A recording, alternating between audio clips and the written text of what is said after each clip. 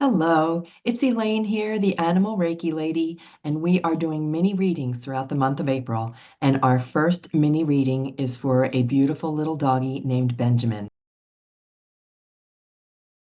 So Benjamin, Benny, if that's, and it's interesting because another little doggy named Benny has come into my experience. So I'm so happy to do this little reading for you.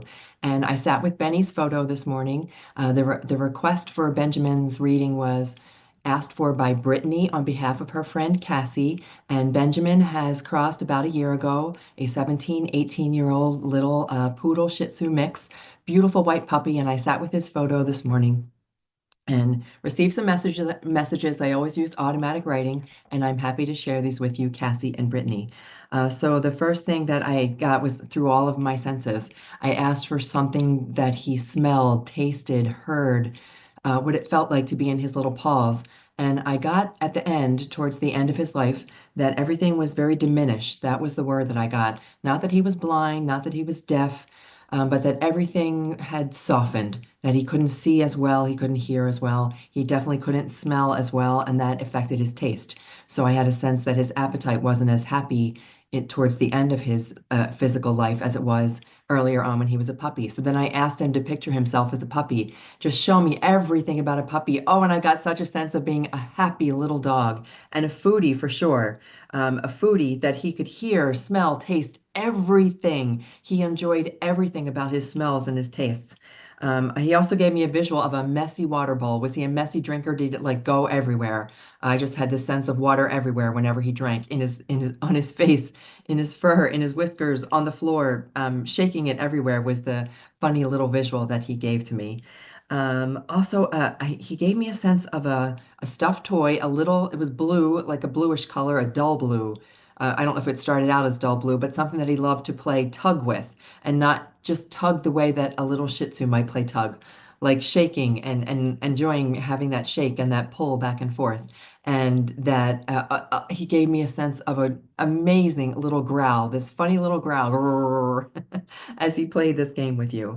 Um, and then the word Scrabble came up, and I'm not sure what the word Scrabble referred to, whether it was like the game Scrabble or scrabbling up something through something, little gravel that he was scrabbling through. But that was something that he just gave me the word Scrabble.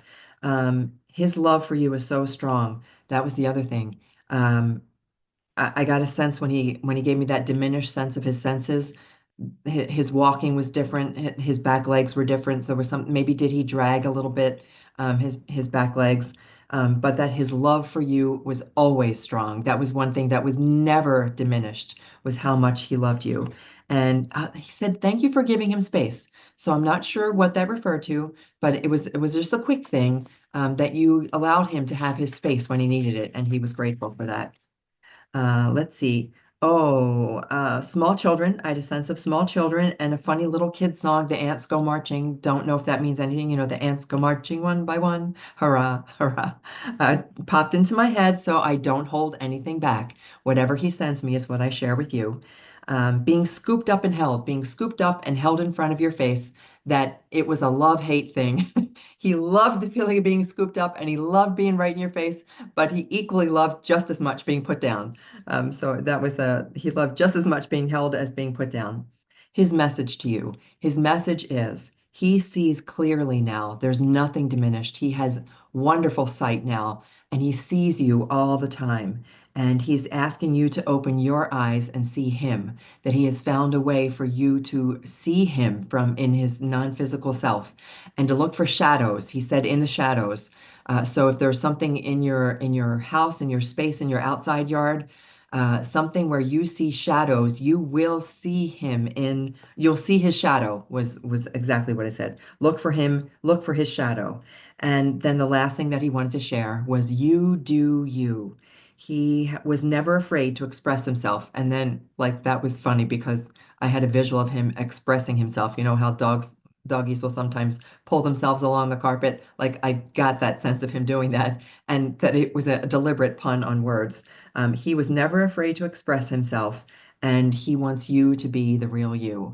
And more than anything else, as all our animal companions do, he is sending you so much love. He's asking you to open your heart right now and just feel it. Feel that love. You don't need to see or hear or touch anything. Just open your heart right now, and he will fill it with so much love and that beautiful feeling. He loves you so much. Benjamin, Cassie, Brittany, thank you for allowing me to share this time with you, and may animals light your way.